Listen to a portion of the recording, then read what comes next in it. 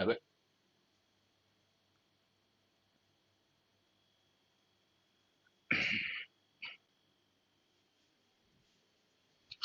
Hello everyone, आइए discuss करते हैं अपना आज का असाइनमेंट। देखिए, आज का जो हमारा असाइनमेंट है इसमें हम क्लोजर डिस्कस करेंगे और कुछ पीक्यूआरएस के क्वेश्चंस हैं, दो चार पांच पीक्यूआरएस के क्वेश्चंस हैं जो कि आज हम लोग डिस्कस करेंगे। ठीक है, तो शुरुआत करते हैं। देखिए, सबसे पहले हमारा एक क्लोज है। राम राम एवरीबॉडी। सबसे पहले देखिए हम शुरुआत करते हैं अपने इस क्लोज से। देखो, किसी भी क्लोज टेस्ट को सॉल्व करने से पहले एक बार उसको सुपरफिशियली पढ़ लें। ठीक है, पढ़ लेने से क्या होगा कि उसको लेकर हमें एक आइडिया लग जाएगा। और राम राम सभी को। ठीक है, एक हमें आइडिया लग जाएगा उसके बारे में, कंटेंट के बारे में, कि वहां पे क्या कहा बोला बताया जा रहा है। ठीक है, तो अगर हम इस सेंटेंस को पढ़ें तो देखो ये पैसेज जो हमारा पूरा है, we know that the average depth of the sea is about 2.5 miles, but in a few places it is very deep, indeed over 6 miles. The air presses upon our bodies with a weight of about 15 pounds to the square inch at dash. We are used to this air pressure and dash not notice it in the sea. This dash is doubled at a depth of 35 feet and it dash at this rate for greater depths in the great deeps. Dash the Philippines island, a man would be squeezed and utterly crushed by a pressure of dash tons per square inch.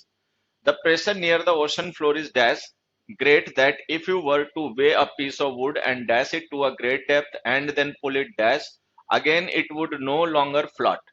Dash it would have become waterlogged. All the tiny wood cells and cavities dash have burst and become filled with water. We dash that animals live at a depth of 3 miles and more, and we wonder dash this can be. The bodies of animals down dash are almost entirely filled with water, and dash saves them from being crushed. However, many of dash animals contain some gases as well, for dash they are captured in nets and drawn dash the surface gases expand so much that the animal dash explodes. Its body is torn to shreds as it does. ठीक है, नए वाले app में login के बारे में देखो बच्चे अगली क्लास में बताऊंगा। ठीक है, हाँ, बाकी सभी को राम राम। जो नया वाला ऐप है ना, मैं उसके लिए देखो बुधवार को या फिर थर्सडे को एक क्लास रखूंगा यूट्यूब पे, उसमें समझा दूंगा। ये हो सकता है कल ही रख लेते हैं, कल ही बता दूंगा। ठीक है, हाँ। तो अभी देखिए, ये जब हमने एक बार में पढ़ लिया, एक आइडिया हमें लग गया कि सेंटेंस में क्या कहा जा रहा है, मतलब इस पूरे टेक्स्ट में क्या जा रहा है। अब हम ब्लैंक्स फिल करना शुरू करते हैं। आंसर करना, कमेंट करना। ठीक है, भीम राम राम सभी को। देखो, सबसे पहला, we know that the average depth of the sea is about 2.5 miles। खैर, हमें ये पता है कि जो सी है, समुद्र है, उसकी जो एवरेज डेप्थ है, ठीक है, वो 2.5 miles है, 2.5 मील के आसपास है। ठीक है, बट इन अ, मतलब 10 किलोमीटर लगभग हो गया वो। नहीं, 2.5 miles है, 10 किलोमीटर तो नहीं हुआ। ये कितना हुआ? 4, 4.5 या 5 kilometre. But in a few places it is very deep Indeed, over 6 miles। लेकिन कुछ जगहों पे इसकी गहराई जो 6 miles तक है। The air presses upon our bodies with a weight of about 15 pounds। ठीक है, हमारी जो बॉडी है इस पे जो एयर होती है वो प्रेस करती है, मतलब प्रेशर क्रिएट करती है हमारी बॉडीज पे, with a weight of about 15 pounds to the square inch, कि पर स्क्वायर इंच 15 pounds का प्रेशर क्रिएट करती है। एट डैश, एट का मतलब पॉइंट, कहां पर देखो, सी वाटर, सी बेड, सी लेवल, मिड सी। अब इसमें हमें बताना है कि जो एयर है ना, अब देखो वाटर के अंदर एयर तो है नहीं, वाटर के अंदर जो प्रेशर है वो वाटर का है। ठीक है, हाँ, एयर हमें प्रेस करती है सरफेस पे, जब हम वाटर के मतलब सरफेस पे होते हैं, अर्थ पे होते हैं, वहां पे। अब सी वाटर, ये मीनिंग इलॉजिकल है। ठीक है, सी वाटर पे हम लोग रहते नहीं है। सी बेड का मतलब हो गया समुद्र की तली, वहां पर अगर रहेंगे तो एक तो पहली बात तो ये 15 पाउंड पर स्क्वायर इंच का प्रेशर नहीं होगा, वो टन्स में हो जाता है, कन्वर्ट हो जाता है। ठीक है, दूसरी बात, सी बेड पे भी हम रहते नहीं है, समुद्र की तली में भी रहते नहीं है। मिड सी जो होता है समुद्र के बीच में, ये भी गलत हो गया। सी लेवल हो गया, सी लेवल का मतलब हो गया जमीन। सी लेवल का मतलब हो गया जो जमीन है ना हमारी। ठीक है, जो सी लेवल है वहां पे जब हम रहते हैं तो वहां पे क्या होता है कि एयर जो होती है उसका प्रेशर हमारी बॉडी पे होता है 15 पाउंड पर स्क्वायर इंच के हिसाब से। ठीक है, तो इसमें सी लेवल आ गया। सी लेवल का मतलब बराबर लेवल, और जैसे उसके नीचे जाएंगे तो डेप्थ बढ़ती जाएगी। ठीक है, तो जैसे यहाँ पे डेप्थ है ना, डेप्थ का मतलब लेवल से नीचे, तो सी लेवल जो है जिसपे हम रहते हैं, जो हमारी जमीन का लेवल है वो। तो इसमें आ गया सी लेवल। नेक्स्ट में देखें, अच्छा, फिर उसके बाद में क्या होता है, we are use to this air pressure, और ये जो एयर प्रेशर हमारी बॉडी पे है, we are use to it. Use to यहाँ पे एडजेक्टिव है और इसका मतलब है कस्टम। ठीक है, और हम इस प्रेशर के कस्टम है, आदि है, मतलब हम इसके अभ्यस्त हैं। And dash not notice it, did not, was not, do not, does not. अब देखो यहाँ पे सब्जेक्ट जो है वो वी है, तो वी के अकॉर्डिंग डज तो आना नहीं है, वॉज भी आएगा नहीं, वॉज के साथ फर्स्ट फॉर्म आ नहीं सकती। प्रेजेंट टेंस की बात हो रही है, एक जनरल फैक्ट है, तो डिड आएगा नहीं, तो आंसर आ गया ए, डू। ठीक है, तो इसमें आंसर आ जाएगा हमारा do. And do not notice it, और हम इसको नोटिस नहीं करते। देखो ये देखो प्रेजेंट का फैक्ट है, जैसे लेंगे वी आर यूज टू, तो ये भी प्रेजेंट है, ये भी प्रेजेंट आ जाएगा। तो एक प्रेजेंट का फैक्ट बताया जा रहा है कि हम लोग इस प्रेशर के यूज टू हैं, आदि हैं, and we don't notice it, और हम इसको नोटिस नहीं करते। ठीक है, तो इसमें डू आ गया। नेक्स्ट देखें, इन द सी, और जब हम समुद्र में होते हैं तो वहां पे क्या होता है, दिस डैश इज डबल्ड। अब यहाँ पे बात प्रेशर की हो रही थी, तो यहाँ पे आ जाएगा प्रेशर, एंड दिस प्रेशर, और ये जो प्रेशर होता है 15 पाउंड्स पर स्क्वायर इंच, ये क्या होता है, इज डबल्ड, ये डबल हो जाता है। कैसे डबल हो जाता है, तो इसमें आंसर आ गया प्रेशर, क्योंकि यहाँ पे प्रेशर के बारे में बात हो रही है, तो इसमें आ गया प्रेशर। प्रेशर जो होता है डबल्ड हो जाता है at a depth of 35 feet. जैसे हम सी में जाएंगे तो हर एक 35 फीट पे ये जो प्रेशर है ना डबल होता जाएगा। 30 फीट नीचे गए तो प्रेशर डबल हो गया, जो एटमॉस्फेयर का उससे ज्यादा, और 30 फीट गया तो फिर जो हुआ था उसका भी डबल हो गया। तो वहां पे क्या होता है, जो प्रेशर होता है डबल हो जाता है। And it dash at this rate for greater depth, greater का मतलब और ज्यादा गहराई, और ज्यादा गहराई तक फिर ये इसी तरीके से होता रहता है। क्या होता रहता है वो हमें बताना है, एक्सपैंड, इंक्रीज, डिक्रीज, सेम। तो खैर सेम तो आएगा नहीं, यहाँ पे जाएगा इंक्रीज, इंक्रीज का मतलब बढ़ना। ठीक है, इंक्रीज का मतलब होता है गेटिंग स्ट्रॉन्गर। तो ये जो प्रेशर है वो इसी रेट से 35 फीट पर डबल होता रहता है। ठीक है ना, तो इसी हिसाब से बढ़ता रहता है। हाँ, सिद्धार्थ कुमार साहू भी बता दूंगा बेटा तुम्हारा क्वेश्चन। ठीक है, तो इसमें आ जाएगा increases, and increases at this rate for greater depth, और इसी रेट से बढ़ता रहता है। इन दी ग्रेट डिप्स, ग्रिप्स का मतलब गहराइयां, और भी ज्यादा जो गहराइयां हैं मतलब। ठीक है, वहां पे क्या होता है, डैश द फिलीपींस आइलैंड, जो फिलीपींस आइलैंड है उसकी जो और गहराइयां, गहराइयां का मतलब यहाँ पे गहरे इलाके। अब देखो यहाँ पे जो हमें ऑप्शन दिए गए हैं, ठीक है, हाँ, जुलाई के बाद बैच आएगा नया एसेक्स सेलेक्ट का। हाँ, जुलाई के बाद आ भी सकता, नहीं तो इसी को कंटिन्यू रखेंगे, शिफ्ट कर देंगे उस नए वाले बैच पे, प्रैक्टिस ऐसी चलती रहेगी। ठीक है, अब देखो यहाँ पे समझना, हमने लिखा in the great deps dash the Philippine island, Philippines जो आइलैंड है, हमने कहा उसकी गहराइयों में। अब देखो इन तो आने से रहा, ऑन आने से रहा, अब हमारे पास दो ऑप्शन है, या तो हम लिखें ऑफ, ऑफ शो करेगा रिलेशन, मतलब वो जो इलाके हैं रिलेटेड टू फिलीपींस आइलैंड, तो अगर हम ऑफ लिखेंगे इसका मतलब है रिलेटेड।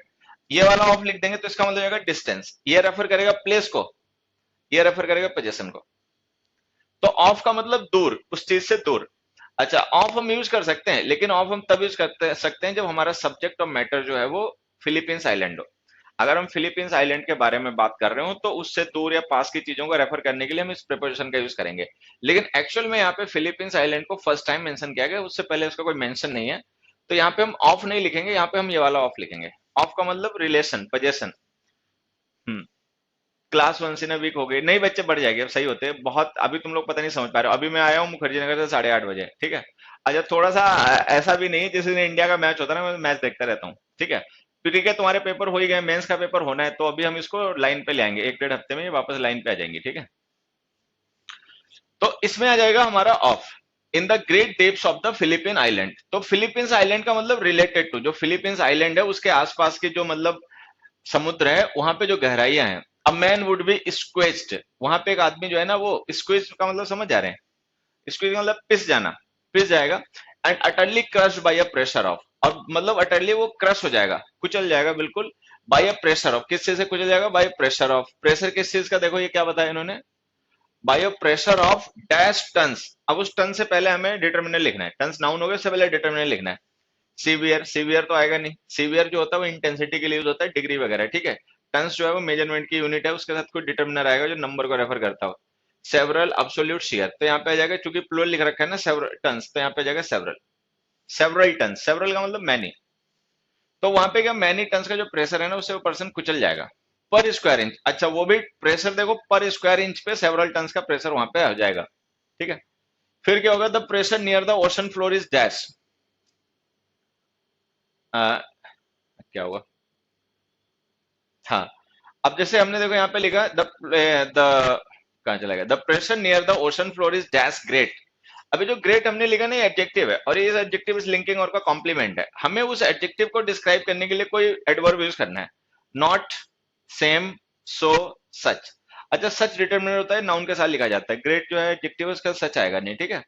उसके बाद अगर हम ध्यान से देखें तो एडजेक्टिव के बाद हमने एक दैट क्लॉज लिख रखी है, that if you were to वे। तो हमें पता है कि जो दैट हम क्लॉज लिखते हैं या तो सच के साथ यूज होती है या सो के साथ यूज होती है। सो जो होता है वो एडवर्ब होता है, सच डिटरमिनर होता है। सच का यूज हम तब करते हैं जब नाउन लिखा हो। नाउन यहाँ पे लिखा नहीं है। ग्रेट के साथ अगर प्रेशर लिखा हो तो फिर हम सच लिख दें, सच ए ग्रेट प्रेशर। लेकिन चूंकि ग्रेट केवल एडजेक्टिव है तो उसका सच हम लिखेंगे नहीं, जो कि डिटरमिनर होता है, तो वहां पे आ जाएगा सो। तो इसमें आ जाएगा the pressure near the ocean floor is so great. Ocean floor जो होता है ना, मतलब जो महासागर का जो बिल्कुल तल है, ठीक है, तो वहां पे जो प्रेशर होता है दैट इज सो ग्रेट, वो इतना ज्यादा ग्रेट होता है that if you were to weigh a piece of wood, कि अगर तुम्हें मान लो किसी लकड़ी के टुकड़े को वजन करना है, and dash it to a great depth, ठीक है, और जब हम उसको वजन करना होगा तो डेप्थ का मतलब गहराई, तो गहराई में हम चीजें लेके जाएंगे, ऊपर लेके नहीं आएंगे, तो हम यहाँ पे लिख देंगे लोअर। लोअर का मतलब नीचे ले जाना, and lower it, lower it का मतलब उसको नीचे ले जाना, ठीक है। और अगर हम उसको नीचे लेकर जाएंगे टू अ ग्रेट डेप्थ, और गहराई में, एंड देन, और उसके बाद क्या करेंगे, पुल इट डैश, पहले नीचे लेकर गए फिर उसके बाद में अप, पुल करेंगे तो वो अप, अपवर्ड मोशन होगा, ठीक है, और गहराई में ले जाएंगे तो डाउनवर्ड होगा।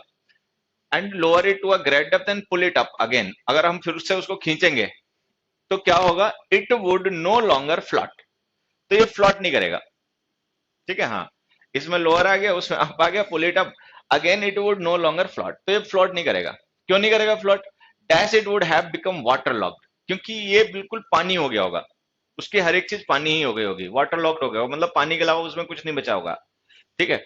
तो ये जो है ना, ये रीजन है, जस्टिफिकेशन है कि वो फ्लॉट क्यों नहीं करेगा। तो फ्लॉट नहीं करने की वजह ये हो गई कि ये वाटर लॉक्ड हो गया होगा। अब हमें यहाँ पे देखो कोई कंजंक्शन लिखना है। It would have become water locked एक कंप्लीट स्टेटमेंट है, इट सब्जेक्ट है, would have become water locked उसका प्रेडिकेट है। तो सब्जेक्ट प्रेडिकेट तो दे ही रखा है, तो हमें कोई प्रेपोजिशन नहीं, कंजंक्शन लिखना है। अब देखो, बट कंजंक्शन होता है, व्हेन कंजंक्शन होता है, देन कंजंक्शन नहीं होता, तो देन तो गलत हो गया। व्हेन टाइम के लिए होता है, टाइम को हमें रेफर नहीं करना, ये भी गलत हो गया। बट कॉन्ट्रास्ट शो करता है, लेकिन हमें कॉन्ट्रास्ट नहीं रीजन देना उस बात का कि वो फ्लोट क्यों नहीं करेगा। तो यहाँ पे आ गया फॉर। फॉर जो होता है ना, ये हमारा कोऑर्डिनेट कंजंक्शन होता है, और इसको हम यूज करते हैं रीजन को रेफर करने के लिए, और ये कोऑर्डिनेट होता है। जैसे देखो यहाँ पे हमने कॉमा लगा रखा है ना, ठीक है, तो कॉमा लगाने का मतलब जो भी हम यहाँ पे कंजंक्शन लिखेंगे वो कोऑर्डिनेट कंजंक्शन होगा। तो यहाँ पे आ गया for. For it would have become water locked, क्योंकि ये जो है बिल्कुल पानी हो गया होगा, पानी के अलावा उसमें कुछ नहीं बचा होगा, ठीक है। All the tiny wood cells, और जो भी लकड़ी की सेल्स होती है ना, उसमें वुड सेल्स होती हैं, एंड कैविटीज, और जो उनकी कैविटीज होती हैं, डैश हैव बर्स्ट, ठीक है।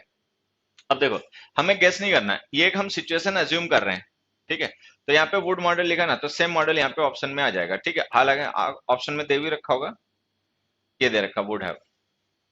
तो विल और शैल होते हैं, इनका हम यूज करते हैं प्रोबेबिलिटी को रेफर करने के लिए, लेकिन अगर हम किसी ऐसी सिचुएशन के बारे में गेस करें कि जो कि मतलब हमारे हिसाब से इम्प्रोबेबल है, या मतलब जो डिस्टेंट है टाइम में, तो उसके लिए हम वुड यूज कर लेते हैं। और उसकी जो कैविटीज है ना, वुड हैव बस्ट, वो सारी बस्ट हो जाएंगी, उसकी वुड सेल्स बस्ट हो जाएंगी, उसकी कैविटीज बस्ट हो जाएंगी, and become field with water, और हर जगह उसमें पानी पानी हो जाएगा, ठीक है। We dash that animals live at a depth of 3 miles and more, ठीक है। अच्छा, no, are knowing, new, have known. Are knowing आना नहीं है, कॉन्टिन्यूअस टेंस इसका बनता नहीं है, क्योंकि बात प्रेजेंट के कॉन्टेक्स्ट में एक जनरल फैक्ट की हो रही है, तो पास्ट इंडेफिनिट और प्रेजेंट परफेक्ट भी आने नहीं है, ठीक है। होता क्या है, प्रेजेंट परफेक्ट और पास्ट इंडेफिनिट दोनों पास्ट के इवेंट होते हैं। तो जब जनरल फैक्ट की बात हो रही है तो वहां पे प्रेजेंट इंडेफिनिट टेंस लिखेंगे नो, तो हमने इसमें लिख दिया वी नो। वी नो, अच्छा ये हमें पता है that animals live at a depth of 3 miles, कि उतनी गहराई में, जितनी गहराई में हम वाटर के पीस ऑफ वुड की बात कर रहे हैं ना, उतनी गहराई में एनिमल्स रहते हैं। एंड वी वंडर, और इस बात का हमें आश्चर्य होता है, वंडर का मतलब सोचना, ठीक है। And we wonder dash this can be, when, why, what, how. अब हमें मैनर डिस्क्राइब करना है कि अगर वाटर का टुकड़ा वहां पे सर्वाइव नहीं कर सकता, तो जो एनिमल्स उतनी गहराई में रहते हैं वो क्यों नहीं क्रश कर जाते, वो क्यों नहीं खत्म हो जाते, उन्हें भी खत्म हो जाना चाहिए, ठीक है। हाउ दिस कैन बी, ये कैसे हो सकता है, ठीक है। तो वहां पे हाउ आ गया, the bodies of animals down, ठीक है। अब इसका रीजन देखो, हम बता रहे हैं, क्या रीजन बता रहे हैं, सर सीजीएल प्री 2018 के क्वेश्चंस ले लीजिए, बिल्कुल लेते हैं बच्चे, अब अगली क्लास से वही शुरू कर देंगे, ठीक है। हाँ, सीजीएल प्री 2018 के क्वेश्चन स्टार्ट कर देंगे, ठीक है। एक काम करना तुम लोग, तुम लोगों ने जिन्होंने सीजीएल प्री का पेपर दिया है, ठीक है, और जिनकी वो आंसर की आ चुकी है, क्वेश्चन पेपर आ चुका है, वो हमारी ईमेल पे भेज देना, asekstudy@gmail.com, ठीक है। हाँ, फिर उसके क्वेश्चन डिस्कस कर लेंगे अगली क्लास में। तो इसमें आ जाएगा, तो हम बता रहे हैं कि ऐसा क्यों है, देखो इसका हम समझा रहे हैं। इसका ये बता रहे हैं कि the bodies of animals down dash, अब here there where nowhere, where nowhere तो खैर आने नहीं है, वो तो ऐसे ही गलत हो गया, असर्टिव सेंटेंस है। तो यहाँ पे जगह देयर, देयर का मतलब वो जगह जिसके बारे में हम बात डिस्कस कर रहे हैं। हम रहते हैं जमीन पे और अब बात कर रहे हैं हम समुद्र से भी 3-4 माइल नीचे की बात की, ठीक है। तो यहाँ पे गया देयर, देयर का मतलब एट दैट प्लेस, उस जगह पर। तो जो एनिमल्स वहां पे रहते हैं ना, are almost entirely filled with water. और वो एनिमल्स है ना, वो लगभग पानी से ही भरे होते हैं, मतलब उनकी पूरी बॉडी जो होती है ना, वो पानी की ही बनी हुई होती है, फिल्ड विद वाटर होती है, इसलिए वो क्रश नहीं कर पाते। And dash saves them from being crust. अब हमें उस ब्लैंक में लिखना है कि सेव्स देम क्या बचा लेता है उनको। अब देखो ये जो पूरा स्टेटमेंट है ना, हमें इसी को रेफर करना है कि जो उनकी पूरी बॉडी होती है वो फिल्ड विद वाटर होती है, और ये जो उनका फिनोमिनन है कि उनकी पूरी बॉडी जो होती है वो वाटर की बनी हुई होती है, और यही फिनोमिनन उनको बचा लेता है। तो उसके लिए हम लिख देंगे दिस। जब हमें किसी प्रीवियसली मेंशन्ड स्टेटमेंट को रेफर करना हो तो उसके लिए दिस का यूज क्या करो, ठीक है। प्रीवियसली मेंशन्ड मतलब हमने कोई स्टेटमेंट पहले मेंशन किया, अब हम उसको फिर से रेफर करना चाहते हैं नए सेंटेंस में, और एज अ सब्जेक्ट ऑब्जेक्ट उसको यूज करना है, तो उसके लिए दिस का यूज क्या करो, ठीक है। तो हम लिख देंगे and this saves them from being crust, और ये चीज उनको क्रश होने से बचा लेती है, क्योंकि वो टोटल वाटर है, तो वाटर के साथ में मिल जाते हैं, उनका पूरा बॉडी वाटर की है, ठीक है, ऑलमोस्ट वाटर है, तो वाटर के साथ में मिक्सअप हो जाता है, ठीक है, तो वो क्रश नहीं होती, ठीक है। And this saves them from being crushed, और ये उनको क्रश होने से बचा लेता है। हाउएवर, लेकिन फिर भी, मैनी ऑफ डैश एनिमल्स, अब देखो यहाँ पे हमने एनिमल्स नाउन लिखा, डिटरमिनर लिखना है, many of dash animals contain some gases as well, ठीक है। अब सच का यूज हम करते हैं जब हमें टाइप को रेफर करना हो, such animals, there animals, there तो खैर आना नहीं है, डिटरमिनर बन नहीं सकता क्योंकि एडवर्ब होता है, ठीक है। दोज दिस भी आना नहीं, क्योंकि हम एनिमल्स के बारे में बात ही कर रहे हैं और उसको हमने इससे पहले लिखे गए स्टेटमेंट में रेफर ही कर रखा है। तो जब हमने किसी को रिसेंटली रेफर कर रखा हो नाउन को, और उसके लिए हमें प्रोनाउन लिखना पड़े, तो दिस या दिस लिखा करो, अगर प्लूरल हो तो दिस लिखा करो, सिंगुलर हो तो दिस लिखा करो। तो दोज आएगा नहीं, ठीक है। हाँ, तो दोज आएगा नहीं, तो इसमें आ जाएगा दिस। तो इसमें आ जाएगा however many of this animals, ठीक है। और एक मिनट, मैनी के बजाय ना इसमें सच यूज करना, क्योंकि ये एक टाइप हो गया एक एनिमल्स का। क्या है एक बच्चे का, सर इट नहीं लिख सकते, किसमें बच्चे इट नहीं लिख सकते। हाँ देखो, ये हमारा एक यूट्यूब पे भी वीडियो है इट वर्सेस दिस का। इट जो होता है वो पर्सनल प्रोनाउन होता है, इट का यूज हम तब करते हैं जब हमें किसी एक पर्टिकुलर नाउन को रेफर करना हो जिसके बारे में बात की गई। मान लो कोई बुक है, कोई सिटी है, कोई पर्सन है, कोई भी चीज है, तो इट होता है पर्सनल प्रोनाउन, दिस होता है डेमोन्स्ट्रेटिव प्रोनाउन। तो अगर हमने किसी स्टेटमेंट को रेफर किया और फिर हम फर्दर उसको डेमोन्स्ट्रेट करना चाहते हैं कि वही वाला, तो उसके लिए हम दिस दैट का यूज करते हैं, ठीक है। हाँ, प्रशु तिवारी, क्या हुआ बेटा, 13 वाला क्वेश्चन अभी देखो, बाद में बता देता हूँ, 13, ठीक है। हाँ, 13 कहां पर है, ये वाला है। And we wonder dash this can be, अभी बता देता हूँ, उसमें when where why how option दे रखे थे, ठीक है। तो जब हमें किसी चीज को सरप्राइज करते हैं कि कोई चीज पॉसिबल है तो कैसे, मैनर, तो वहां पे हाउ लिखा करो। तो यहाँ पे इसलिए आ जाएगा we wonder how this can be, कि मतलब कोई पानी है इतना गहराई में, वहां पर कोई चीज सरवाइव नहीं कर सकती। हमने बताया कि लकड़ी का टुकड़ा भी अगर हम ले जाएंगे तो वो भी वाटर लॉक्ड हो जाएगा, वो भी नहीं बचेगा। तो फिर हम कह रहे हैं वहां पे जो एनिमल्स पाए जाते हैं, how can they B survive, वो कैसे वहां पे सर्वाइव कर लेते हैं, तो ये फिनोमिनन कैसे पॉसिबल है, तो यहाँ पे आ जाएगा हाउ, मैनर के लिए हाउ लिखा करो, ठीक है। तो however many of such animals का मतलब एनिमल्स ऑफ दिस टाइप, जो हम वहां पे होते हैं जिनके बारे में बात कर रहे हैं। तो सच का यूज हम करते हैं किसी पर्टिकुलर टाइप को रेफर करने के लिए। तो हम कह रहे हैं इस टाइप के जो एनिमल्स होते हैं जो वहां पे पाए जाते हैं, contain some gases as well, इनमें गैसेस भी होती हैं। इनकी बॉडी जो होती है वो ऑलमोस्ट वाटर होती है, लेकिन वाटर के साथ साथ उसमें गैसेस भी होती हैं। अच्छा, क्यों गैसेस होती हैं और ये हमें कैसे पता गैसेस होती हैं, उसके लिए देखो आगे लॉजिक दिया गया, वो फॉर प्रीपोजिशन जैसे हमने यहाँ पे यूज किए थे ना, for it would have become water lock, तो ये रीजन बताने के लिए हमने फॉर यूज किया था। देखो उसका रीजन हम आगे लिख रहे हैं कि हम अगर कह रहे हैं कि उनकी बॉडीज में गैसेस होती हैं, तो हमें कैसे पता गैसेस होती हैं। तो वो देखो आगे क्या बता रखा है, for dash they are captured in nets, क्योंकि जब उनको नेट्स में पकड़ लिया जाता है इस तरीके के एनिमल्स को जो नीचे वहां पे रहते हैं, मछलियां वगैरह जो भी, तो इसमें आ जाएगा व्हेन। हाँ, इसके बाद क्या, गागा, पगला है क्या, गागा, गागा क्या होता है, इसमें इसमें आ जाएगा व्हेन। तो हम बता रहे हैं कि वो जो एनिमल्स होते हैं उनकी बॉडी में गैसेस भी होती हैं, और ये बात हम क्यों कह रहे हैं उसका रीजन आगे लिखा हो। फॉर जो कंजंक्शन होता है ना, रीजन डिस्क्राइब करने के लिए लिखा जाता है। For dash they are captured, जब उनको कैप्चर करके नेट्स में कैप्चर किया जाता है तो व्हेन कंजंक्शन आ जाएगा, देन वैसे भी कंजंक्शन होता है, आएगा नहीं। ठीक है, सिंस कंजंक्शन टाइम के पॉइंट को रेफर करता है, वो भी यहाँ पे आना नहीं है। ठीक है, अच्छा, अब दूसरी बात, कंजंक्शन हमने फॉर लिख ही रखा है। ठीक, तो आ जाएगा व्हेन दे आर कैप्चर्ड, जब इनको पकड़ा जाता है नेट्स में, and drawn dash the surface. अब उनको ड्रॉ किया जाता है, ड्रॉ करके कहाँ लाते हैं, डेस्टिनेशन क्या है तो टू, तो यहाँ पे आ जाएगी प्रिपरेशन टू। जब भी हम किसी चीज को ड्रॉ करते हैं ना तो उसकी एक डायरेक्शन होती है। ठीक है, और जो डेस्टिनेशन होता है जहां तक उसको ड्रॉ करके लाया जाता है उसके साथ में प्रिपरेशन टू लिखा करो। जहां से खींच के लाए वहां के लिए फ्रॉम लिखो। मतलब हम सी बेड से खींच के लाए तो फ्रॉम, और कहाँ ले आए सरफेस पे तो टू, तो यहाँ पे आ जाएगा to. In nets and drawn to the surface, और जब इन एनिमल्स को नेट्स के थ्रू पकड़ के सरफेस पे लाया जाता है खींचकर, ड्रॉ करना मतलब खींचना, गैसेज एक्सपेंड, तो वो जो उनकी बॉडी होती है ना, बॉडी में जो गैसेज होती हैं, दे एक्सपेंड, वो एक्सपेंड हो जाती है, एकदम से फैलती हैं, क्योंकि प्रेशर कम हो जाता है। यहाँ पे आके जो नीचे प्रेशर है उतना प्रेशर वहां पे होता नहीं है। ठीक है, तो वो क्या करते हैं, एक्सपेंड हो जाती हैं, सो मच, वो इतनी ज्यादा एक्सपेंड हो जाती हैं, that the animal dash explodes. ठीक है, इमीडिएटली, एक्चुअली, नेवर, इवेंचुअली। ठीक है, अब हमने कहा तो gases expand so much, gases इतनी ज्यादा एक्सपेंड हो जाती हैं। अब इसका मतलब अगर हम सो लिख रहे हैं तो इसका मतलब स्ट्रेस कर रहे हैं। सर ये क्लोज टेस्ट किसी एग्जाम का है या प्रैक्टिस के लिए? आ, इसको ना होम सिंह एक बार टैली कर लेना नेट पे। असल में ये जो असाइनमेंट अपने है ना, दुरानी सर बनाते हैं। हाँ, तो मुझे लगता होगा तो प्रीवियस ईयर के पेपर का, तभी उन्होंने इसमें इंक्लूड किया। ये हो सकता है प्रैक्टिस के लिए, और नेट पे एक बार देख लोगे तो जान जाओगे। ठीक है, हाँ, तो इसमें आ जाएगा इमीडिएटली, वो इतनी ज्यादा एक्सपेंड होती है कि उसको टाइम भी नहीं लगता, और वो जो एनिमल है दैट इमीडिएटली एक्सप्लोड्स, तुरंत ही एक्सप्लोड हो गया। ठीक है, its body is torn to shreds, shreds का मतलब टुकड़े, जैसे कागज नहीं होती, श्रेडिंग मशीन होती है जो उसके टुकड़े टुकड़े कर देती है। Its body is torn into shreds, उसकी बॉडी के तुरंत टुकड़े टुकड़े हो जाते हैं, एज इट डैश। ठीक है, एज का मतलब जैसे ही, at the same time, as it burst, burst का मतलब फूटना, जैसे वो एक्सप्लोड हुआ तो एक्सप्लोजन को बस्ट कहते हैं, तो जैसे वो बस्ट होता है एनिमल, वैसे उसकी बॉडी जो होती है उसके टुकड़े टुकड़े हो जाते हैं। ठीक है, तो ये क्लोजर से थोड़े बहुत ग्रामर के कॉन्सेप्ट्स होते हैं, थोड़ा बहुत वर्ड का कॉन्टेक्चुअल यूज होता है, बस इतने से क्लोजर हो जाता है। मतलब दो चीजें हमें चाहिए होती हैं, एक तो जैसे जो ग्रामर के कॉन्सेप्ट्स होते हैं वो क्लियर हो, उस पर बेस्ड जो हमारे क्वेश्चंस होते हैं वो हमें हो जाए, और दूसरा जो वर्ड्स का कॉन्टेक्चुअल यूज होता है। एक तो वर्ड्स का यूज होता है जो मीनिंग जो हम याद करते हैं, जो एंटोनिम सिनोनिम में लोग पढ़ते हैं। ठीक है, एक यूज होता है उनका कि वो किस कॉन्टेक्स्ट में यूज होते हैं। तो उसके लिए मैं तुमसे हमेशा कहता हूँ कहानियां पढ़ा करो, मतलब बुक्स पढ़ा करो 7th 8th की, तो उससे ही चीजें हो जाती हैं।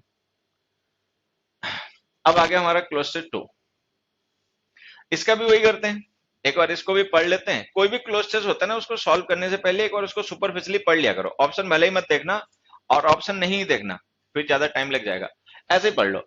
इन all composition dash is the most dash virtue, you should write in a simple and dash manner, the choice of words should be dash, try not to use dash words merely because they are dash, do not allow poetic images or dash to spoil the grace of good style, it is no longer dash to stuff your composition with too many dash or proverbs, especially if their relevance is dash। ठीक है, हाँ, का सिर्फ answer बता दीजिए, मैं late हो गया था। फर्स्ट और सेकंड का बेटा, फर्स्ट एंड सेकंड का देखो क्या था आंसर, स्क्वायर इंच एट सी लेवल। सी लेवल का मतलब होता है सतह, समुद्र की सतह जो होती है ना। देखो तुम लोग कहीं आते जाते होगे तो तुमने देखा होगा स्टेशन पे लिखा होता है this place is 500 metres above the sea level, below the sea level. तो सी लेवल का मतलब होता है समुद्र तल, जो मतलब जिस पे हम रहते हैं, और जब हम समुद्र में उतर जाते हैं, नीचे जाने लगते हैं, तो वो गहराई आने लगती है। तो इसमें आ जाएगा sea level, we are use to this air pressure and do not, इसमें आ जाएगा डू नॉट, ये वर्ब की फर्स्ट फॉर्म लिखी से पहले डू हेल्पिंग और आ जाएगी। ठीक है, और यहाँ पे प्रेशर आ जाएगा, द प्रेशर इज डबल्ड। अब बाकी रिवाइज करके अपना देख लेना। हाँ, इजी था, अब इस पे आ जाओ।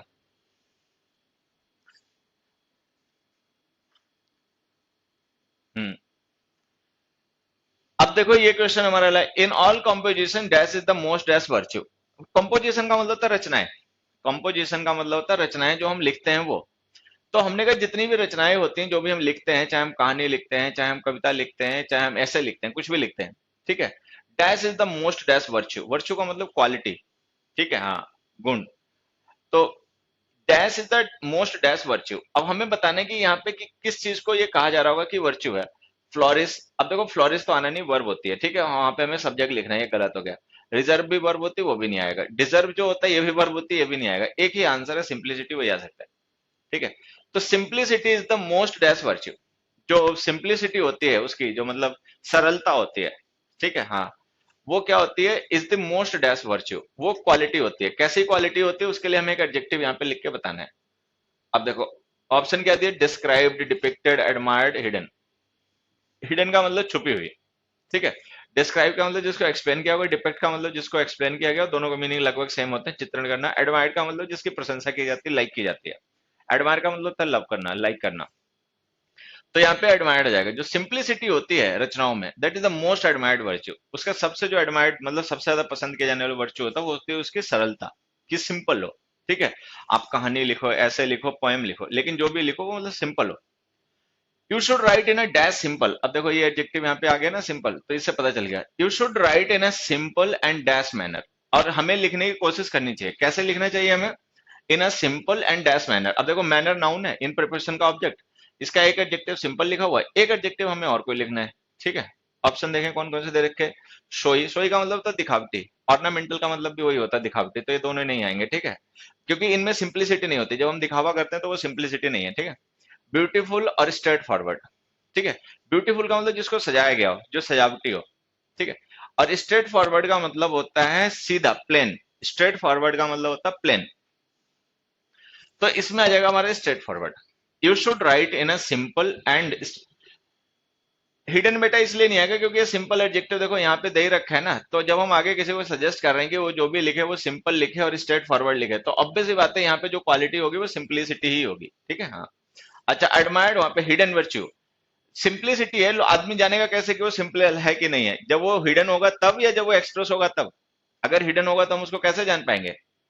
तो यहाँ पे जाएगा simple and straight forward manner. तो जो भी हम लिखे ना, वो हमें लिखना चाहिए सिंपल, सरल और स्ट्रेट फॉरवर्ड। स्ट्रेट फॉरवर्ड का मतलब प्लेन, घुमा फिरा के नहीं, प्लेन प्लेन बात करनी चाहिए। जैसे इंग्लिश में प्रोवर्ब होती है, कॉलर स्पेड एंड स्पेड। तो इसमें आ जाएगा जो भी हम लिखें उसको हमें स्ट्रेट स्ट्रेट फॉरवर्ड मैनर में लिखना चाहिए। डायरेक्ट, स्ट्रेट फॉरवर्ड का मतलब direct, plain. The choice of word should be dash. और वर्ड्स जो हम लिखने के लिए यूज करेंगे वो कैसे होने चाहिए ये बताना है। Should be quick, easy, discriminating, haphazard. Haphazard का मतलब रैंडम, वो तो आएगा नहीं। रैंडम का मतलब चाहे इधर का कभी उधर का, मतलब बेतरतीब। तो हैफाजार्ड का मतलब बेतरतीब होता ही आएगा नहीं। डिस्क्रिमिनेटिंग का मतलब होता है जिसमें अंतर हो, ठीक है। क्विक का, क्विक तो खैर कोई तुके नहीं बनेगा वहां पे, इजी आ जाएगा। The choice of word should be easy. जो हमें वर्ड चूज करने चाहिए वो इजी होने चाहिए। सिंपल का मतलब इजी ही होता है, ठीक है। जो सिंपल होता है, सिंपल वर्ड का मतलब ही इजी होता है, जिसको सब समझ पाए। तो जो हमारे वर्ड्स हैं वो ऐसे होने चाहिए तो शुड बी इजी, कि वो इजी हो। Try not to use dash words. और आगे देखो बताया भी गया है कि ये कोशिश मत करना। किस चीज की कोशिश मत करना? टू यूज डैश वर्ड्स, ऐसे वर्ड्स को यूज करने की। कैसे वर्ड्स को? ग्रामर, ग्रामर तो आएगा नहीं क्योंकि ये नाउन होता है, और ग्रामर वर्ड्स एडजेक्टिव है, नाउन है, तो उसके साथ एडजेक्टिव आएगा। ग्रामर नाउन है, ये आएगा नहीं, ठीक है। Difficult, poetry, short. अब देखो, short words, poetry words, difficult words, poetry भी नहीं आएगा, ठीक है। पोएट्री इसलिए नहीं आएगा, वो खुद एक नाउन है, वो दूसरे नाउन को डिस्क्राइब करेगा नहीं, ठीक है। शॉर्ट साइज के लिए यूज होता है, ठीक है। तो वर्ड सिंपल होने चाहिए। साइज से कोई चीज सिंपल या मुश्किल हो जाती है, ऐसा नहीं कोई वर्ड बड़ा है तो वो डिफिकल्ट हो जाएगा, ठीक है। बोलने में डिफिकल्ट हो सकता है, लिखने में डिफिकल्ट हो सकता है, लेकिन बात यहाँ पे लिखने बोलने की नहीं, मीनिंग की हो रही है, ठीक है। तो शॉर्ट का मतलब यहाँ पे हम सिंपल नहीं मान सकते कि कोई वर्ड शॉर्ट है तो वो सिंपल है, ठीक है। तो अच्छा, तो हम वहां पे क्या मना कर रहे हैं उसको यूज करने के लिए? हम उसको मना कर रहे हैं डिफिकल्ट वर्ड्स। डिफिकल्ट का मतलब होता है मुश्किल। Try not to use difficult words. और कोशिश करो कि डिफिकल्ट वर्ड्स ना यूज करो, ठीक है। किस लिए लोग यूज करने की कोशिश करते हैं डिफिकल्ट वर्ड्स? मेयरली, केवल इसलिए, बिकॉज दे आर डैश, क्योंकि वो होते हैं। अब क्या होते हैं हमें बताना है, ठीक है, हाँ, क्या कैसे होते हैं हमें बताना है। Because they are literary, clear, familiar, distinct. अब देखो वैसे तो अगर तुम समझ पाओ तो ठीक है, नहीं तो आगे देखो थोड़ा सा क्या लिखा है। Do not allow poetic images. Poetic का मतलब जैसे कविताएं होती है ना, तो उनमें अल्यूजन्स होते हैं, ठीक है, हाँ, हिडन रेफरेंसेस होते हैं, सिमिलीज दुनिया भर के यूज होते हैं। तो जो कविता लिखने की कला होती है ना, उसमें कई ऐसी चीजें यूज होती हैं जो सिंपल नहीं होती हैं, मतलब उनको आम आदमी नहीं समझ सकता। तो हम वही कह रहे हैं, डोंट अलाउ पोएटिक इमेजेस, ठीक है। ज्यादा जो काव्यात्मक रचनाएं होती हैं उनको मतलब यूज करो, ठीक है। तो यहाँ पे आ जाएगा लिटरेरी। लिटरेरी का मतलब कुछ वर्ड्स ऐसे होते हैं जो लिटरेचर में ही यूज किए जाते हैं साहित्यकारों के द्वारा, वो आम बोलचाल के शब्द नहीं होते हैं। आम बोलचाल के शब्द नहीं होने का मतलब होता है वो सिंपल वर्ड्स नहीं होते हैं और कॉमन मैन उनको समझ नहीं सकता। क्योंकि वो लिटरेरी शब्द होते हैं, वो लिटरेरी यूजेस होते हैं, साहित्यिक होते हैं, और उनको साहित्य पढ़ने पढ़ाने वाला आदमी ही समझ पाएगा। तो वो डिफिकल्ट हो जाते हैं आम पब्लिक के लिए पढ़ने के लिए, ठीक है।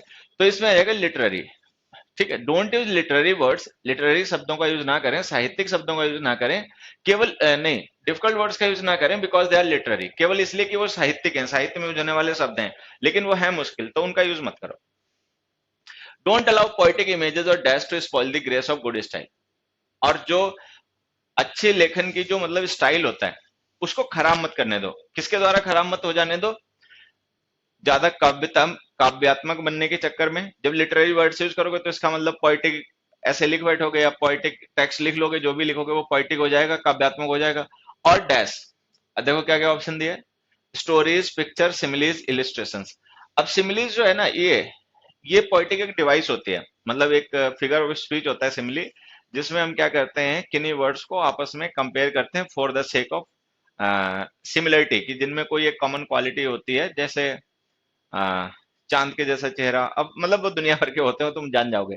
तो इसमें आ जाएगा सिमिलीज। जो पोएटिक इमेजेस होती हैं या जो सिमिलीज होती हैं, एक को दूसरा दिखा रहे हैं, दूसरे को दूसरा दिखा रहे हैं, वो है नहीं लेकिन उसको हम कह रहे हैं, ठीक है। जो चीज है नहीं हम उसको वो कह के रेफर कर रहे हैं। तो इस तरीके के जो मतलब समानताएं होती हैं, तो इनको मत खराब कर लेने दो अपनी गुड स्टाइल ऑफ राइटिंग को। It is no longer dash to stuff your composition. Stuff का मतलब ठूंसना किसी चीज को, ठीक है। तो इसमें कह रहे हैं it is no longer dash. अब ये नहीं चलता, नो लॉन्गर का मतलब और नहीं, नो लॉन्गर का मतलब और नहीं होता, ठीक है। It is no longer dash to stuff, क्या नहीं होता? Common, simple, fashionable, uncommon. तो यहाँ पे जगह अनकॉमन। फैशनेबल, फैशनेबल का मतलब something that is used by people in general, जिसको लोग अक्सर यूज करते हैं। तो हम कह रहे हैं it is no longer fashionable to stuff your composition with too many dash. अब ये फैशनेबल नहीं रहा, मतलब अब ये चलन से बाहर हो गया। इसका मतलब हम ये कहना चाह रहे हैं कि अब ये चलन से बाहर हो गया। क्या चलन से बाहर हो गया?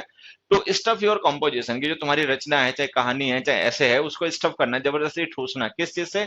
विद टू मैनी डैश और प्रोवर्ब्स, बहुत ज्यादा प्रोवर्ब्स से, या फिर प्रोवर्ब्स के साथ एक कोई और भी चीज लिखनी। देखते हैं क्या ऑप्शन दे रखे हैं। ऑथर्स, एग्जाम्पल्स, कोटेशंस, फिलोसफीज, ठीक है। तो इसमें आ जाएगा कोटेशंस, ठीक है।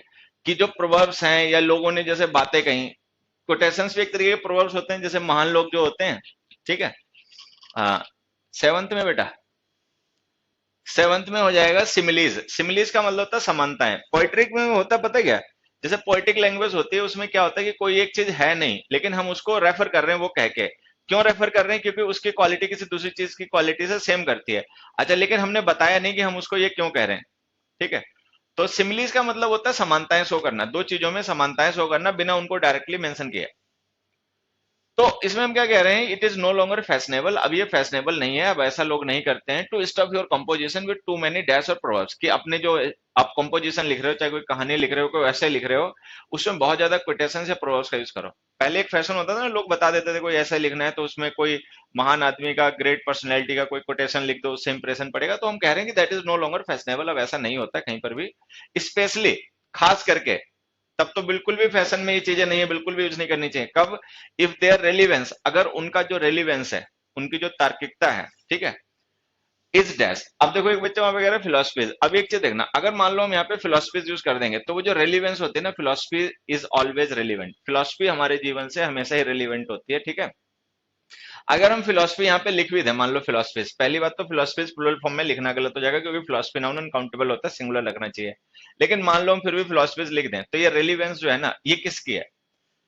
रिलीवेंस का मतलब होता है उसकी सटीकता। Philosophy is always relevant in our life. Philosophy जो होती है हमारी लाइफ में हमेशा रिलीवेंट होती है, वो कभी भी रिलीवेंट नहीं होती। अच्छा, कोटेशंस हैं, प्रोवर्ब्स हैं, वो यूज होता है किसी और कॉन्टेक्स्ट में, हमने यूज कर लिया किसी और कॉन्टेक्स्ट में, ठीक है।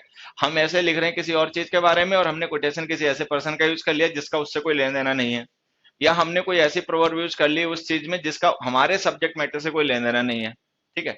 तो इस तरीके की चीजें, अगर खास करके जब उनकी जो रेलिवेंस है वो हो, क्या हो?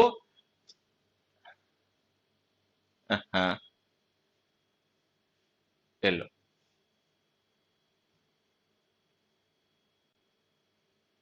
हो क्या हो अब हमें बताना है। इज डिस्टिंक्ट, डिस्टिंक्ट और क्लियर का मतलब सेम होता है, डाउटलेस का लगभग भी मतलब सेम होता है। तो अगर इन तीनों का मीनिंग कॉमन हो गया, तो इसका मतलब तीनों ही नहीं आएंगे, डाउटफुल आ जाएगा। और डाउटफुल हमारे कॉन्टेक्स्ट को भी पूरा कर देगा। खास करके कि इस तरीके के कोटेशंस या प्रोवर्ब्स जिनकी रिलीवेंस जो है वो डाउटफुल हो, मतलब आप जिनको लेकर डाउटफुल हो कि जो कहानी आप लिख रहे हो, जो कंटेंट मैटर आप लिख रहे हो, ठीक है, वो कंटेंट जो है आपका जो सब्जेक्ट मैटर है उसमें वो आपका प्रोवर्ब या कोटेशन फिट बैठेगा या नहीं बैठेगा, वो उससे रिलेटेड या रिलेवेंट है कि नहीं है। अगर कोई डाउट है, ठीक है, तब तो फिर बिल्कुल भी मत यूज करो। अगर आपको ये पता है कि हाँ भाई जो आप सब्जेक्ट मैटर लिख रहे हो और आप जो बीच में कोटेशन यूज करना चाह रहे हो या प्रोवर्ब यूज करना चाह रहे हो वो इसी से रिलेटेड है, relevant to the subject matter है, जो हम लिख रहे हैं उससे रिलेवेंट है, तब तो यूज कर लो। लेकिन अगर थोड़ा सा भी डाउट है कि जो हम कोटेशन बीच में लिखे दे रहे हैं या जो हम प्रोवर्ब लिखे दे रहे हैं क्या वो इसी रेफरेंस में यूज की जाती है जिस रेफरेंस में हम सब्जेक्ट मैटर हमारा कहानी चल रही है, और अगर कोई डाउट है तो उसको बिल्कुल मत यूज करो, उसको छोड़ दो। इसका मतलब ये हो गया, ठीक है।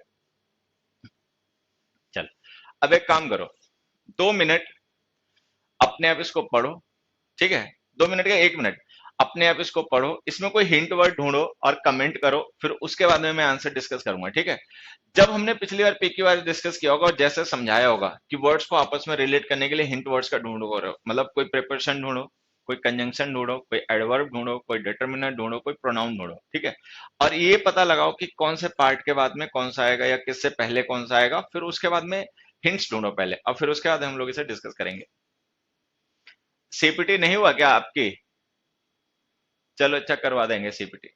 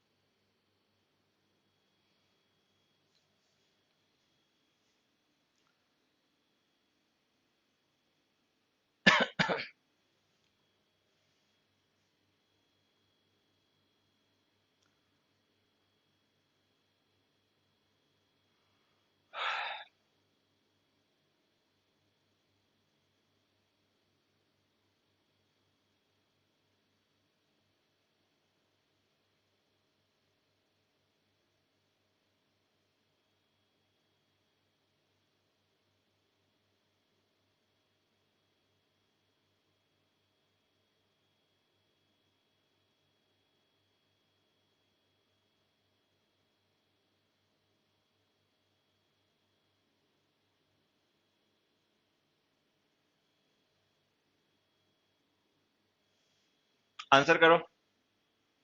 RQPS, गुड, बढ़िया।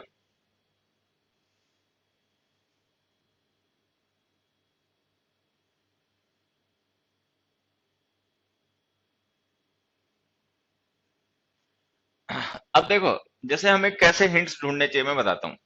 जैसे हमने लिखा इकोनॉमिक्स इज अ पर्टिकुलर, नहीं, Indeed the list of topics can be greatly extended. अब जैसे हमने कहा कि जो वास्तविकता में जो लिस्ट ऑफ टॉपिक्स है ना, इसको ग्रेटली एक्सटेंड और ज्यादा बढ़ाया जा सकता है। अब हमें ढूंढना चाहिए कि कहाँ ऐसी लिस्ट ऑफ टॉपिक्स है जिसको और बढ़ाया जा सकता है। मतलब अगर हम कह रहे हैं कि लिस्ट को और इंक्रीज किया जा सकता है तो कहीं तो लिस्ट का रेफरेंस होगा, देखो जरा ध्यान से। तो जब ध्यान से देखोगे तो पता चलेगा कि इसका जो रेफरेंस है वो है फर्स्ट पार्ट में। Most people know that economics deals with such items as population. ज्यादातर लोग ऐसा मानते हैं कि जो इकोनॉमिक्स है ये पॉपुलेशन को डील करती है, नेचुरल रिसोर्सेज को, इनकम, टैरिफ, मनी, प्राइस, ये सारी इसमें चीजें इंक्लूडेड होती हैं। और उसी के बाद में हमने ये कहा ended the list of topics can be greatly extended, और इस लिस्ट को और भी ज्यादा आगे बढ़ाया जा सकता है। तो शुरुआत होगी आर से, क्योंकि जो लिस्ट है वो यहाँ पे मेंशन है, उसी को फर्दर आर पार्ट में डिस्क्राइब किया गया, ठीक है। अच्छा, अगर हमने ये छोटी छोटी चीजें में ध्यान रखनी चाहिए, जैसे द डिटर्मिनर जब भी हम लिखते हैं ना, तो इसका मतलब जिस नाउन के साथ इसे लिखा जा रहा है उस नाउन का पहले कहीं पर रेफरेंस दे दिया गया होगा। अगर उस नाउन का रेफरेंस दे दिया गया तो उसको ढूंढना चाहिए कहाँ है उसका रेफरेंस। तो आर से शुरुआत होगी। अब हमारे पास दो ऑप्शन है, एक है RQPS और एक है RSPQ। अब हमें ये पता करना है कि आर के बाद में हम क्यू लिखें या पी लिखें। अब देखो, ended the list of topics can be greatly extended, और ये जो लिस्ट ऑफ टॉपिक्स है ना, ये सारे टॉपिक ही हैं, मनी, टैरिफ, इनकम, ये सारे टॉपिक हैं। हमने कहा इसको और बढ़ाया जा सकता है, ठीक है।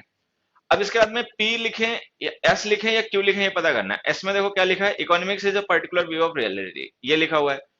अच्छा, क्यू में क्या लिखा हुआ है, however it is not what economics deals with that makes it distinct to science, ठीक है।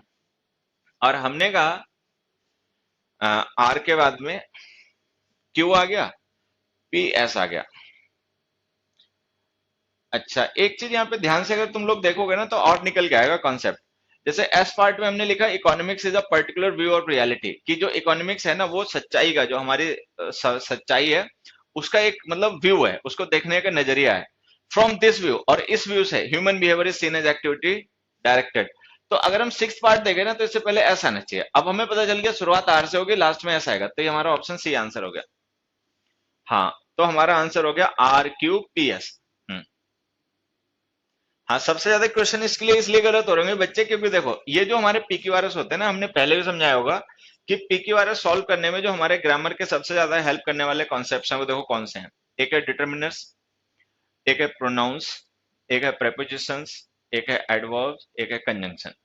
ठीक है, तो ये जो हमारे टॉपिक्स होते हैं इनका हमें यूज करना चाहिए। अब हमें पता है कि जैसे हमने लिखा economics is a particular view of reality, कि इकोनॉमिक्स जो है ना वो सच्चाई का, वास्तविकता का एक देखने का दृष्टिकोण है। एंड फ्रॉम दिस व्यू, और इस व्यू से ह्यूमन बिहेवियर इज सीन। तो ये दिस व्यू का मतलब हमने इस व्यू को कहीं ना कहीं पे रेफर किया होगा, व्यू के साथ हमने डिटर्मिनेंट दिस लिखा है ना, तो इसका मतलब कहाँ पे देखो हमने व्यू को रेफर किया, तो ध्यान से देखो एस पार्ट में लिखा है, तो इसका मतलब सिक्स से पहले एस आएगा, तो सिक्स से पहले एस आने का मतलब एस सीक्वेंस में लास्ट में आएगा। एक ही ऑप्शन है जिसमें एस लास्ट में दे रखा है, तो ये हमारा आंसर हो गया। ठीक है, नेक्स्ट में आ जाओ। Even the न्यूजमैन spectators were not spared, ये तो खैर फर्स्ट पार्ट है। A home guard in the gallery was hit on the face. They went only inches over the heads of a newsman in the press gallery. Three bludgeons which were hurled missed their mark. This made the scribes run helter skelter. ठीक है, he fell down, his bleeding eyes bulging. अब देखो यहाँ पे जैसे हमने लिखा he fell down, वो नीचे गिर गया, his bleeding eyes bulging, और उसकी जो आंखों से खून निकला था वो बाहर की तरफ निकल आई, उसकी आंखें ठीक है उभर आई बाहर की तरफ। ये बात किसको लेकर कही जा रही है? अगर ध्यान से देखें तो पी पार्ट में इसका रेफरेंस दे रखा है। A home guard in the gallery was hit on the face, कोई होम गार्ड रहा होगा गैलरी में, तो उसको चेहरे पे उसके लगी चोट, किसी चीज ने कुछ मार दिया, और वो ही फेल डाउन, वो गिर गया, वहीं पे उसकी आंखों से खून निकलने लगा। ठीक है, तो इसका मतलब वो जो पी पार्ट है ना वो इससे बिल्कुल पहले आएगा, और ये है लास्ट पार्ट। लास्ट पार्ट से पहले आने का मतलब वो पी की वारस के सीक्वेंस में लास्ट में आएगा, तो इसका मतलब पी लास्ट में आएगा। पी लास्ट में आएगा तो हमारे पास दो ऑप्शन है, ये एक है सी जिसमें आर से शुरुआत हो रही है, एक है एस डी जिसमें एस से शुरुआत हो रही है। अब हमें ये पता करना है कि हम शुरुआत आर से करें या एस से करें। तो फर्स्ट पार्ट देखो हमने पढ़ा, even the न्यूजमैन inspectors were not spared, न्यूजमैन और इंस्पेक्टर्स थे वो भी नहीं, उनको भी नहीं बख्शा गया, उनको भी नहीं छोड़ा गया। अब हमें ये पता लगाना है कि आर पहले लिखे एस लिखे। अब देखो एस में क्या लिखा, this made the scribes run helter skelter, और इससे वो जो लिखने वाले, स्क्राइब्स का मतलब जो हाथ से लिखते हैं ना, मैन्युस्क्रिप्ट तैयार करते हैं, कॉपी तैयार करते हैं, तो इससे वो लोग सारे तो वो इधर उधर भागने लगे। अच्छा दिस किसे रेफर कर रहा है? अभी हमारे पास कोई रेफरेंस नहीं है, तो शुरुआत एस से नहीं हो पाएगी। अब एस से अगर शुरुआत नहीं हो पाएगी तो ऑप्शन ऐसे ही आउट हो गया, आर आंसर, ये हमारा सी आंसर हो गया। लेकिन फिर भी हम एक बार पढ़ के देख लेते हैं, आर ऑप्शन में लिखा गया थ्री ब्लिजन्स, ब्लिजन्स का मतलब वो भारी मुदगर टाइप चीज है जो मारने के लिए यूज की जाती है। Three blizzards which were hurled miss their mark, ठीक है, और तीन ब्लिजन्स उन लोगों ने फेंके उनकी तरफ, हालांकि वो निशाने से चूक गए, तो आर से शुरुआत हो जाएगी। फिर आर के बाद में क्यू आ जाएगी। They went only inches over the heads of newsmen, they का मतलब वो ब्लिजन्स जो फेंके गए थे, वो जो न्यूजमैन वहां पे कवरिंग कर रहे थे प्रेस गैलरी में, उनके सर के कुछ ही इंच ऊपर से निकल गए। तो इसका मतलब आर से शुरुआत होगी और पी लास्ट में आएगा, तो हमारा ऑप्शन सी आंसर होगा। ठीक है, हाँ, आर क्यू एस पी, हाँ R Q S P. Next देखो, politeness is not a quality possessed by only one nation or race. One may observe that a man of one nation will remove his hat or fold his hands. A man of another country will not do so. It is a quality to be found among all peoples and nations. Obviously, each person follows the custom of his particular country. वगैरह वगैरह। सत श्री अकाल भाई। हाँ, अब देखो, politeness is not a quality possess by only one nation और race. अब हम कह रहे हैं कि ऐसा नहीं कि जो पोलाइटनेस है वो किसी खास नेशन, राष्ट्र की या किसी खास जाति की, धर्म की, मतलब जो है वो क्वालिटी है। तो अगर हम ये बात कह रहे हैं तो ये बात अधूरी है कि चलो इनकी तो नहीं है, फिर किन की है वो बताना पड़ेगा। भाई मान लो हमने कह दिया कि पोलाइटनेस जो है वो किसी एक पर्टिकुलर धर्म या जात की या जगह की क्वालिटी नहीं है, तो फिर है किसकी, भी बताना पड़ेगा। तो ध्यान से देखें तो आर ऑप्शन में बता रखा, आर ऑप्शन बता रहे it is a quality to be found among all people, एक ऐसी क्वालिटी जो सारे मतलब जातियों में पाई जाती है, पीपल्स का मतलब रेसेस, ठीक है, एंड नेशंस, और सारे क्षेत्रों में पाई जाती है, in every corner of the earth. ठीक है, तो शुरुआत आर से होगी, आर से शुरुआत होगी तो हम देखें तो दो ऑप्शन है, सी और डी। सी में आर के बाद में पी दे रखा है, उसमें आर के बाद में पी दे रखा है। पी का मतलब है वन में ऑब्जर्व, मतलब हम ये ऐसा देख सकते हैं, अक्सर देखने को मिल जाता है, that a man of one nation, की एक राष्ट्र का रहने वाला आदमी है, विल रिमूव हिज हैट, वो अपनी हैट को उतारेगा, और फोल्ड हिज हैंड्स, के अपने हाथ जोड़ेगा, बाय वे ऑफ ग्रीटिंग्स, मतलब ग्रीटिंग करने के तरीके में, when he meet someone he knows, जब किसी ऐसे आदमी को मिलता है जिसको जानता है, तो या तो वो हाथ जोड़कर या अपनी कैप हटाकर उसको नमस्कार करता है। ठीक है, तो आर के बाद में पी आएगा दोनों में, इसमें भी उसमें भी। अब हमें ये पता करना पी के बाद क्यू लिखे एस लिखे। अच्छा, क्यू में लिखा man of another country will not do so. अच्छा, दूसरे देश का हो सकता है आदमी वो ऐसा ना भी करे। अच्छा, क्यू हो गया, फिर उसके बाद में इसमें लिखा एस, एस में क्या लिखा, obviously each person follows the custom of इस पर्टिकुलर कंट्री। तो इसमें आ जाएगा क्यू। क्यू इसलिए आ जाएगा क्योंकि जो हमने सो एडवर्ब लिखा ना, ये सो एडवर्ब उसी एक्शन को रेफर कर रहा है कि एक कोई पर्सन जब किसी ऐसे पर्सन से मिलेगा जिसे वो जानता है, तो या तो वो अपने हेड को रिमूव करके या फिर हाथ जोड़कर उसको नमस्कार करेगा। अब man of another country will not do so, हो सकता है दूसरे देश का आदमी ऐसा ना करे। ऐसा का मतलब जो उसने किया था वही। तो इसका मतलब पी के बाद में क्यू आएगा। अगर पी के बाद में क्यू आएगा तो ऑप्शन हमारा सी सही हो गया। ठीक है, अगला देखो। We may consider the political privilege of citizenship. ठीक है, कि मतलब हम लोग अब कंसिडर कर सकते हैं जो पॉलिटिकल प्रिविलेजेस हैं सिटीजनशिप के, कि नागरिकता के जो पॉलिटिकल फायदे होते हैं वो क्या मिलते हैं। सर, अगर क्वालिटी पहले आया तो कहते क्वालिटी से पहले द यूज नहीं हुआ। हाँ, अच्छा पता नहीं। तो we may consider the political privileges of citizenship, जो नागरिकता मिलने के हमारे पॉलिटिकल विशेष अधिकार होते हैं राजनीतिक, ठीक है, वो क्या होते हैं उनको कंसिडर करेंगे। This gives the citizen the pleasant feeling. This का मतलब कोई चीज ऐसी होगी जिसके बारे में पहले बता दिया गया होगा कि उससे क्या होता है, सिटीजन को एक ऐसी फीलिंग मिलती है कि उसको लगता है he has a share in the administration of his country, कि उसका भी अपने देश के शासन में हिस्सा है। ठीक है। इन addition he may himself stand as a candidate for election. In addition का मतलब के अलावा, तो मतलब ये इन्फॉर्मेशन किसी दूसरी इन्फॉर्मेशन में ऐड की जा रही होगी, हमें ढूंढना चाहिए किसमें ऐड की जा रही होगी। ठीक है। A citizen usually enjoys the right of voting of election to public bodies and holding public officers. कोई भी सिटीजन होता है तो वो क्या करता है, उसको राइट होता है वोटिंग का। ठीक है। हाँ, पब्लिक बॉडीज के जो इलेक्शंस होते हैं उनमें वो मतलब वोट कर सकता है। एंड होल्डिंग पब्लिक ऑफिस, और पब्लिक ऑफिस को वो मतलब होल्ड भी कर सकता है, जॉब वगैरह पाके नौकरी पाके वहां पे जा भी सकता है। इन एडिशन, इसके अलावा, he may himself stand as a candidate, और वो चाहे तो खुद भी एज अ कैंडिडेट खड़ा हो सकता है इलेक्शन में, to any office of the public to which he belongs. ठीक है। तो हमें पता है इन एडिशन जो है ना, इसी की एडिशनल इंफॉर्मेशन है कि जो सिटीजन्स होते हैं उनको वोटिंग का राइट होता है इलेक्शन में, किसी के लिए भी वोट डालने का। ठीक है। और इसके अलावा अगर वो चाहे तो खुद भी खड़ा हो सकता है एज अ कैंडिडेट। तो इसका मतलब आर के बाद में क्यू आएगा। अगर आर के बाद में क्यू आएगा तो हमारे पास देखें ऑप्शन एक ही है, ये रहा। ठीक है, डी, तो वो आंसर हो जाएगा। ऐसा आएगा सबसे पहले। These advantages are of course only enjoyed by citizens under a democratic system और गवर्नमेंट। जैसे हमने लिखा, we may consider the political privileges of citizenship. अच्छा, दीज एडवांटेजेस आ गया, फिर आर आ गया। ठीक है, फिर क्यू आ गया। अब फिर उसके बाद में पी आएगा लास्ट में।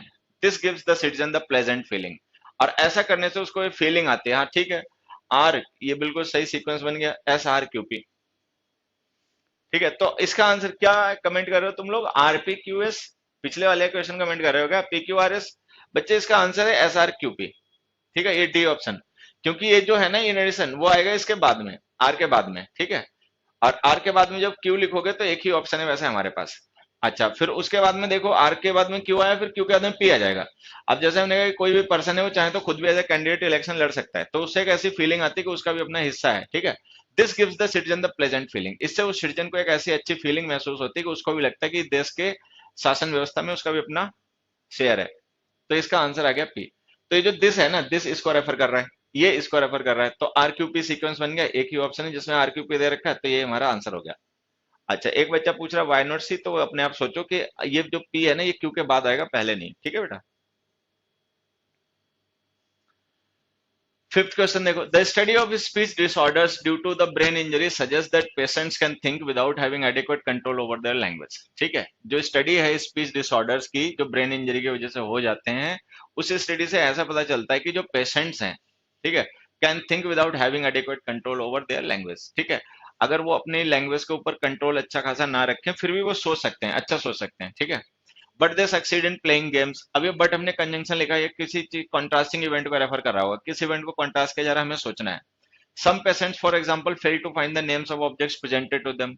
कुछ पेशेंट्स होते हैं वो जैसे एग्जांपल के लिए फेल, भूल जाते हैं the names of the objects presented to them, जो ऑब्जेक्ट उनको प्रेजेंट किया जाता है उनके नाम ही नहीं पता कर पाते हैं। ठीक है।